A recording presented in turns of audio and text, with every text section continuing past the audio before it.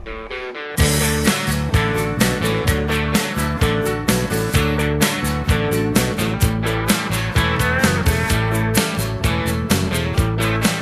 dis alweer braaityd by In die Bos se loodsfunksie verjaar. So julle is almal welkom om kuier by ons. Ons soek die braaikoning. Ek weet ek is eintlik die braaikoning, maar ons gaan in elk geval kyk of ons nie 'n beter ou kan kry nie. Ek mag nie inskryf. Is jou 4 jaar reg? Hy is 100%. Hy wag vir vleis. Papa, wat se pryse kan 'n mens alles wen? Ja, jy weet ons lekker pryse vir die braai kampioen. Kyk net hierdie fantastiese braaistelletjie van kyk net met 'n lekker plekjie om iets koels te sit. Daar is 'n fantastiese vakansie week by ATKV Oorde. Daar is vouchers van Heerdens apteek.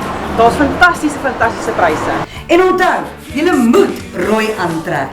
Ja, ons kies vir jaar by die Minibos Makiti, die Laagveld se eie rooi rokbokkie. Net die beoordelaars weet wat die kriteria is.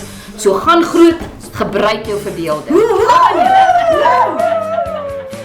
Julle en hier is ook fantastiese pryse. Daar's hierdie oulike geskenkpakkie van Heerdens apteek, R1000 se voucher van Jelanga af en 'n Julits geskenkpakkie ook. Julle moet deelneem, dra rooi. Ons het nou Pieter Koen as seremoniemeester en die Campbells en Kurt Darren wat vir ons kom musiek maak. En onthou, baie belangrik, ons verkoop weekkaartjies teen slegs R350. En onthou om jou pretpet teen slegs R10 by die loodskonsert te koop.